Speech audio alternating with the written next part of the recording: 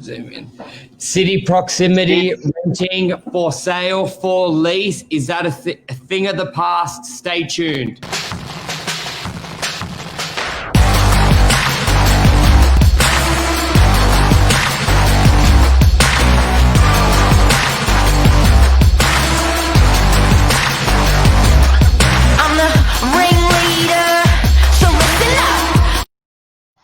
So listen up.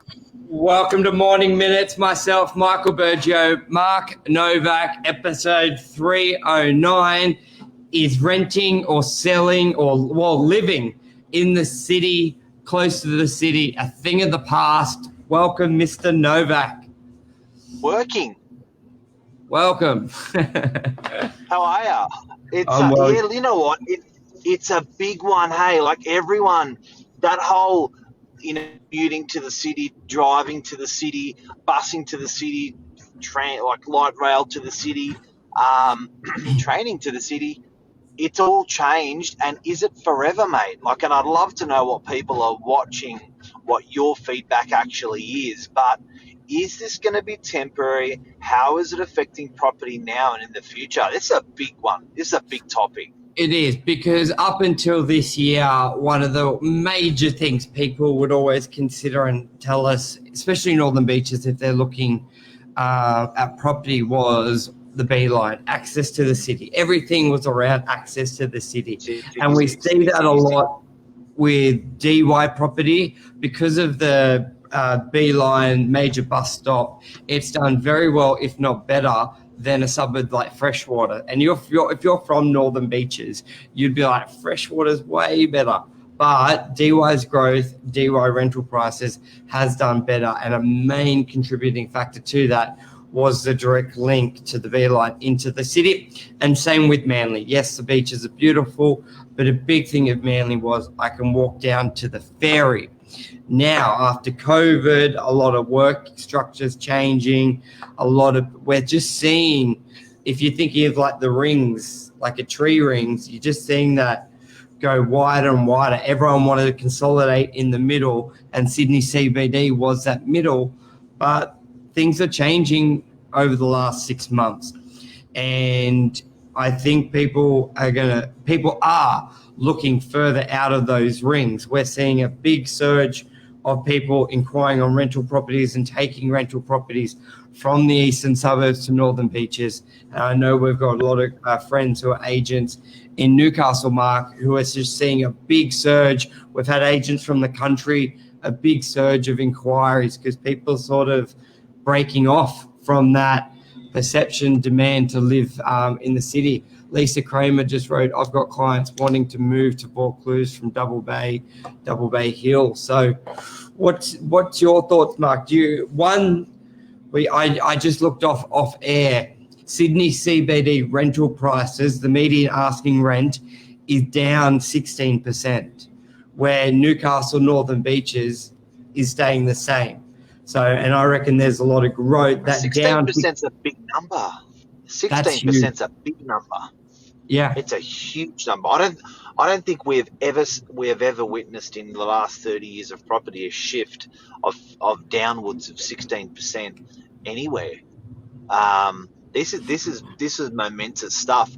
You know what makes me wonder? Is it temporary? Because I'm of the thought, like, I love when everyone runs north to run south, when everyone runs south to run north. And I've had a lot of conversations with clients about, why don't you consider moving into the CBD at the moment because rents are cheap? Why don't you consider moving into the CBD at the moment because purchase prices are cheaper? So the property values. And not only that, Michael, but we've got a couple of unit blocks in Kirribilli and North Sydney that we manage, and where that same 16% correction is happening, clear, present, actually happening in suburbs like North Sydney and Kirribilli. So that's, if you consider the core of the CBD, the next rung, the next circle around that core would be North Sydney, would be Alexandria, would be Mascot. That next ring around Rushcutters Bay, I believe they're as cheap as the CBD at the moment. Yeah, exactly right. And when we say, is it temporary? It's one of those things to go, what's caused this? Is there's obviously a big restriction on what people can do. There's also been a big push of people working from home. And I think there's going to be a big realization of, is that more effective, or is that going to, are businesses seeing shifts? Are they seeing a change? And because it's not like they haven't been around before. It's like Zoom. Zoom's been around for years, but there hadn't been this big change to use it and it being top of mind to go, well, now instead of doing it face to face, I prefer Zoom. Zoom was always probably like second or third on the list. People would rather fly down to Melbourne, have a meeting face to face than do a Zoom. But now we're seeing Zoom's priority go up. And are we going to see that where I think a lot of people dance with the idea of having satellite offices rather than one big one, or they love the idea of having the big office in the city, but maybe on a practical level, they just didn't do the change. But this is now really push. Now, because of this, people are sort of seeing the work from home, seeing the satellite offices. Do I need to be in the city, CBD? So I think some of it will push back to old ways or back into the city CBD. But I think there's going to be a lot of new business structures adapting what they've done in the last 6 months and using it moving forward. So we see down 16% in the medium rental asks of Sydney.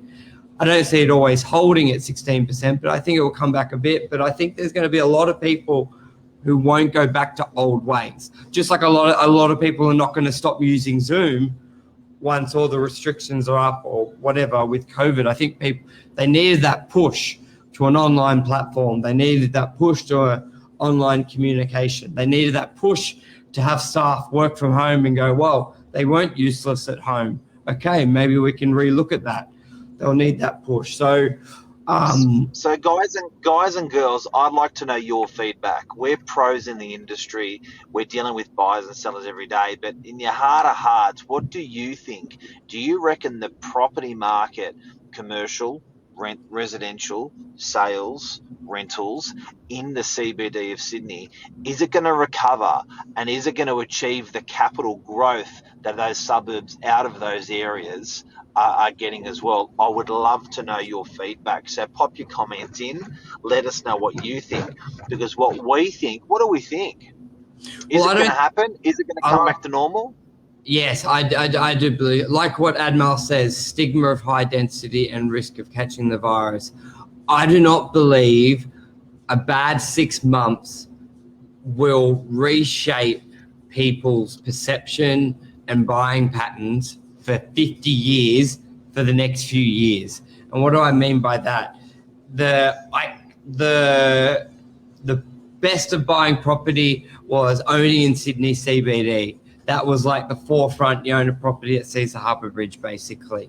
Yep, the last 6 months, maybe the last year has been bad, and probably the next 6 months will be.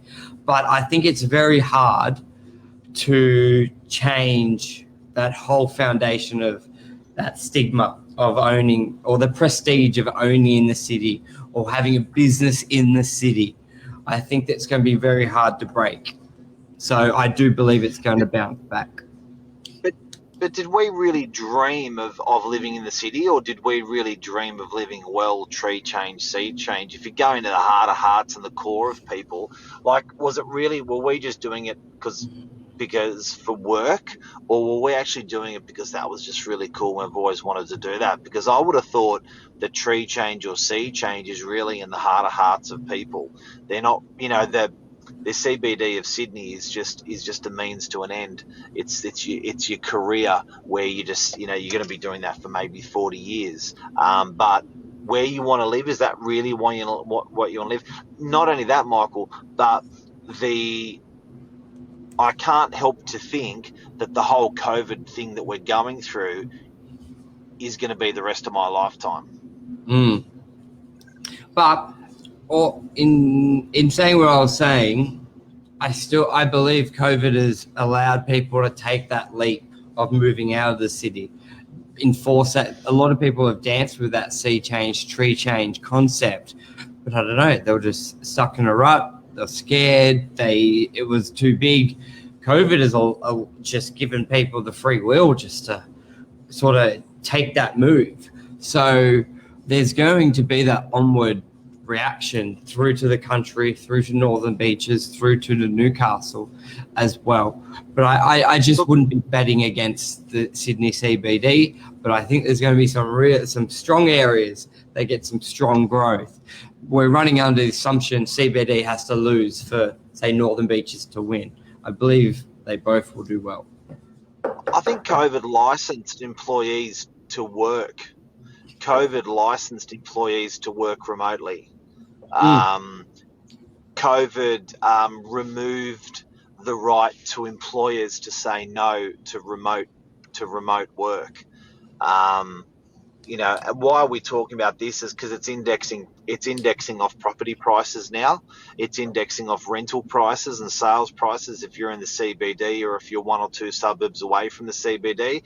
So I think to understand what property prices are going to do, we've certainly understood the last 9 months because it just bloody happened. But to understand the next 9 months and 9 years, I think we've got to understand people's sentiment. And the whole, because I genuinely don't think, give us a vaccine. I don't think the world's ever going to go back to the way it was. Yeah. And I think especially for that next 9 month pattern, I think if you looked at the last 9 months to the next 9 months, I definitely believe there'll be a lot more activity outside that initial ring of the CBD. But people are quick to go. I think it'll be interesting for the year one after, year two and year three.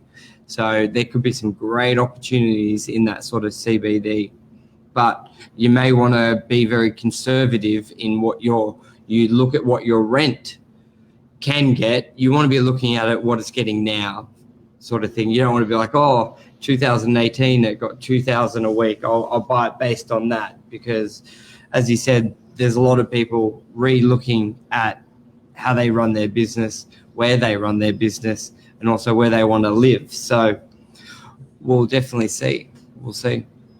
What's that, Mel? Mel's got a few things to say. But are you going to put your money there? That's the thing, are you going to put your money into the CBD after what's happened to the CBD? When you see a correction of 16% in 9 months, which is a massive hit on your rent, have you permanently lost faith in that city suburb? To say, or are you going to bank on it? I'll give you an example, guys and girls. There was a time on the Northern Beaches about a month or two into COVID that I should have bought property, because since then it did go down and it just skyrocketed straight after. Who's to say that the CBD may not do the same thing where you're buying for cheap now, albeit a longer pattern, but you're buying it at a low now and it's going to skyrocket later. It's a hard one, eh? Yeah, it is. And I think there'll be a lot of people who will be betting on the CBD to bounce back, and there'll be a lot of people who will be looking at that next ring. They'll look when you have sort of a crisis and you see like the ripples and see where things do well and things don't do well. Sometimes that's the forecast of where things are going. For example, online conferencing. Like through this crisis, it has skyrocketed. Now, will that just stop in a year, or will that just continue to grow? So it's like you need to see where, and so there's a lot of things that have accelerated because of this, and that's where trends will be. So sometimes a crisis can accelerate trends and what we could be doing, should be doing, and sometimes it will take things back. But it will be interesting over the next couple years, especially in those areas as well. And then how will that go for like your Parramatta CBD? Will that take a hit like a Sydney CBD, or will that sort of grow because those rings around it are much cheaper to buy in? So, and keep in mind, Sydney CBD is getting diluted with 3 new CBD precincts in the big master plan. So back of coronavirus, back of 3 new CBDs, what is it, the Great Western one, Parramatta, and another airport. Is Sydney CBD going to have a bad 5 years coming up Yeah. because, yeah, and off the back of that, a lot of the immigration sort of went directly to CBD and surroundings. So we know that's going to be a lot lower. Universities. Students. Yeah. So it could be some dark days ahead. But as Well, you said, I can't help but to think of it as the Ring of Fire. yeah, It's interesting. That little rung and that little inner ring in the city is the Ring of Fire. I don't know if you want to put yourself in there. yeah. Well, I think that's to take it. A bit of talk on direction, and a bit of this morning was really look at where you're buying and the patterns and the trends. Can't initiate that enough. Yes, big believer, property prices, like you see the 10-year trend, but there's always different times to buy different places and where you want your business. So I definitely have a look, and we're seeing big trends of people looking for a lifestyle change, living by the water, living in the country.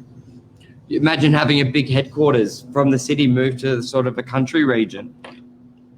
Could happen. Well, it's the quality of staff you're attracting as well. Do you know what I mean? I think there's a certain profile businesses that would be excellent, certain profile business that would not. So yeah, that's interesting as well. But then you got remote, and how much is remote going to be in it? But yeah, that's a take. That's a take. Thank you, everyone. Thanks, Anmar. Thank you, Lisa. We'll be back tomorrow morning. Ring of Fire. Ring of Fire. Bye, boy. See you. Bye.